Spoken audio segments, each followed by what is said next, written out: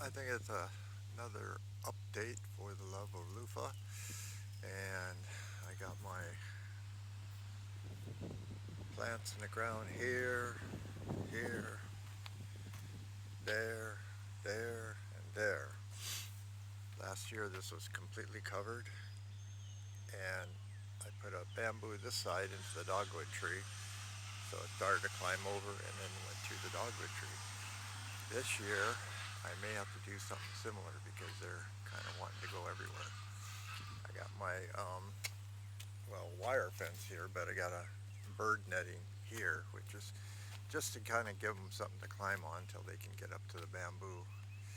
And then I just kind of watch and see which way they want to go and what they want to do, and steer them if I can. But had a lot of male flowers coming out, and earlier we had babies or females, but then they dropped off. Now the males are coming out and there's no females. So I think there was one in the backyard that I was actually able to do a hand pollination between a Virginia Husky and a Louisiana heirloom.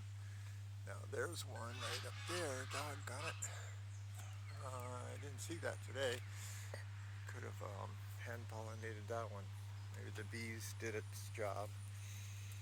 But yeah, a lot of male flowers. No drop off. Tomorrow we'll have a whole load again. And this guy here, part of the Louisiana heirloom, wants to go out this way. So I might put something up here, cross it over, and let it take over that area. And let's go take a look in the backyard.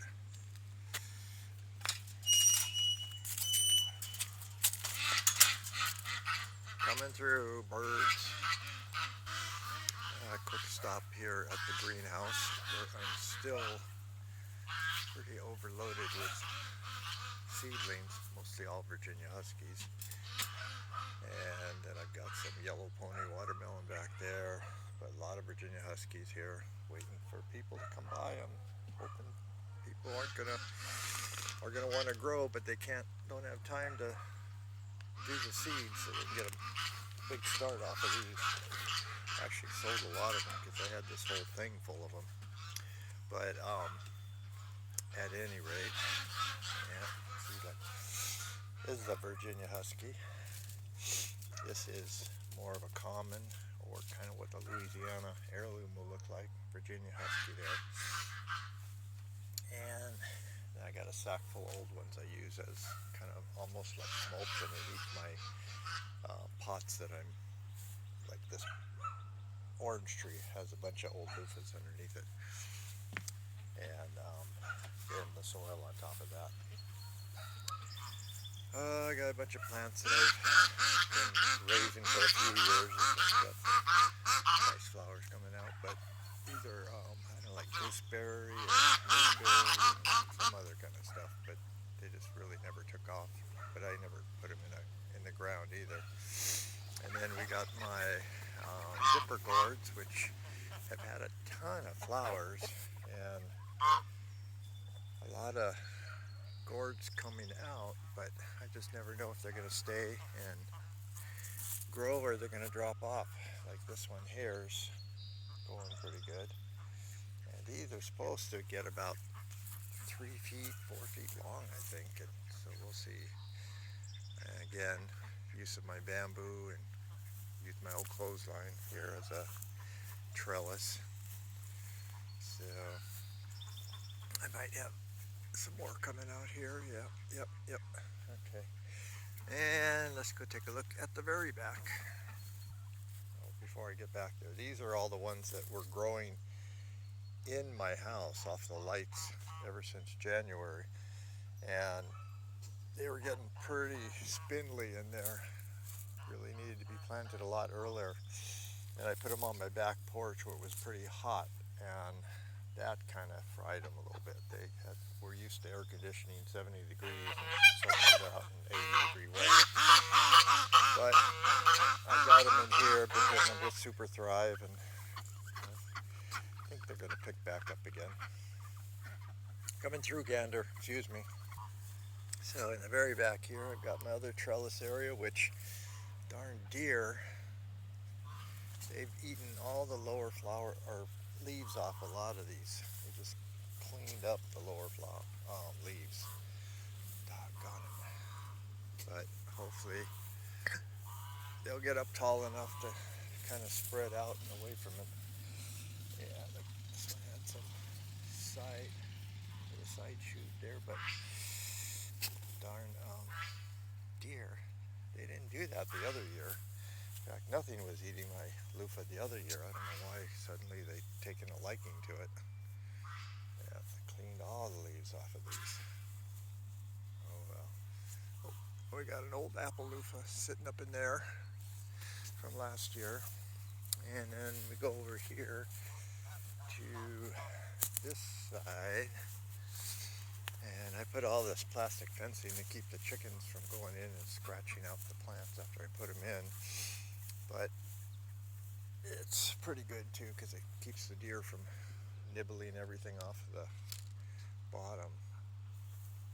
And so I've got alternating Virginia Husky, Louisiana Heirloom, Virginia Husky, Louisiana Heirloom all the way down the line. So this is another cross-pollination type area. And of course we gotta constantly tell these guys where we want them to go because they want to go everywhere but where I want them to go. And I just added this bamboo across the top there. I don't have any netting up for them to climb up right now, but I'm going to probably add some. And then I need to do another length of bamboo from here over to here just to give them something higher to climb up on because they're really wanting to climb more. And there's the one I cross-pollinated up there. Let's see if I can zoom in on you. Yeah, that's a Louisiana Heirloom. I cross-pollinated it with the Virginia Husky.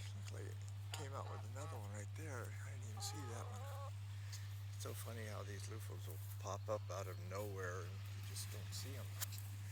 And then we get into this area here, and these are primarily Jersey Giants.